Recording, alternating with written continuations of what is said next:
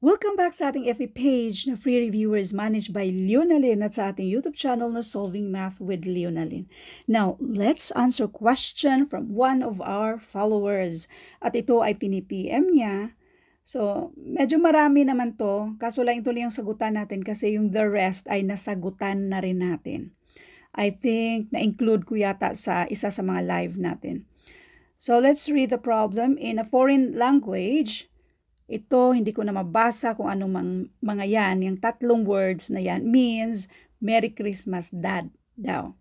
Yung apat na mga words na yan means Dad is merry today, tapos yung isa ay Mom is merry today.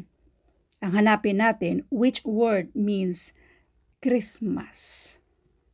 Ang pinaka-style lang dito, unahin natin yung mas madaling i-identify.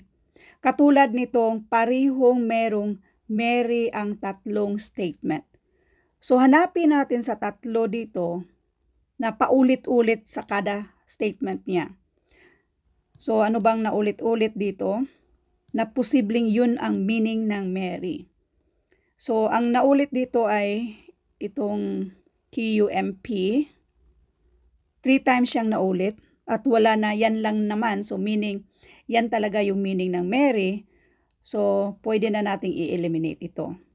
Next, ano pa ba ang gusto natin dito? Pwedeng si Dad. Okay, para hindi tayo maubusan ng oras kasi sa actual na exam, oras yung kalaban natin.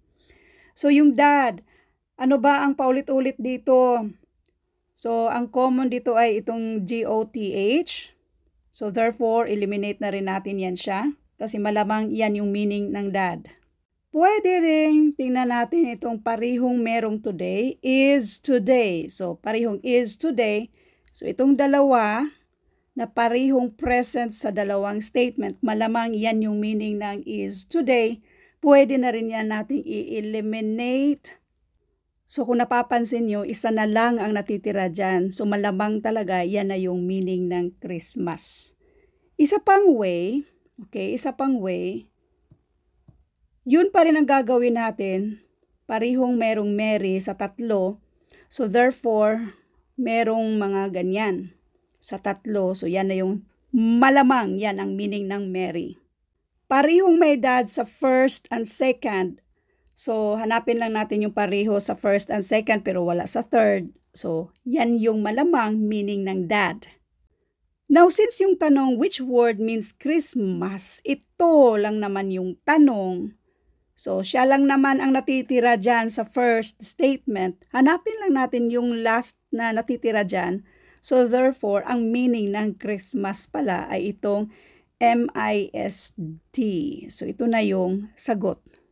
Para naman sa susunod na video, ito yung abangan nyo. Statement, all calculators are mirrors. All mirrors are tables. Some tables are machines. So, conclusion tayo. Ito yung abangan nyo sa next na video kasi kung saan yung last na video natin mga 1 year ago, mali yung sagot natin. So ipaliwanag lang natin, ewan ko ba kung bakit mali yung unang video natin. So sa next na video, abangan nyo yung detalye kung paano ba ito sagutan ng tama. Thank you and God bless.